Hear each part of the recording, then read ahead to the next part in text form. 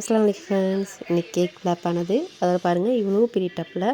ஏன்னா cake tin வந்து எனக்கு பெருசு. ஆனால் கடைசியில் ஓடிஜியோட அளவோட கொஞ்சம் பெருசாக இருக்கும் போல இருக்குது. அது வேறு வழி இல்லாமல் தெரியாமல் வாங்கிட்டேன். எல்லாத்தையும் ஊற்றிட்டேன். ஊற்றுனதுக்கப்புறம் தான் தெரிஞ்சிச்சு. இன்னொன்று என்ன பாருங்கள், இந்த மார்பிள் டிசைன் வரணுன்னா எப்படி செய்கிறதுன்னு பார்த்தீங்கன்னா பார்த்துக்கோங்க. இது மாதிரி தான் வந்து உங்களுக்கு அந்த டிசைன் வரும்.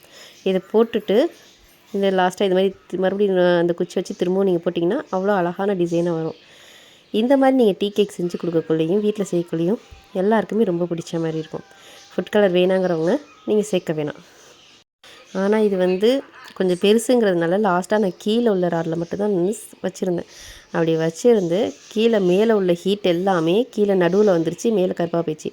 ஆனால் கேக் மட்டும் நல்ல சாஃப்டாக இருந்துச்சு. மற்ற எந்த ஒரு பிரச்சனையுமே இல்லை கேக்கில். அப்புறம் நான் உங்களுக்கு மீஷோவில் வந்து உங்களுக்கு நான் பெட் கவர் வாங்கினேன்னு சொன்னேன் இல்லையா, அது வந்து நல்லா தான் இருந்துச்சு. ஆனால் 1 வாரம் 10 நாள் அதுக்குள்ளே வந்து 5-6 ஓட்டைக்கு மேலே ஆயிடுச்சு.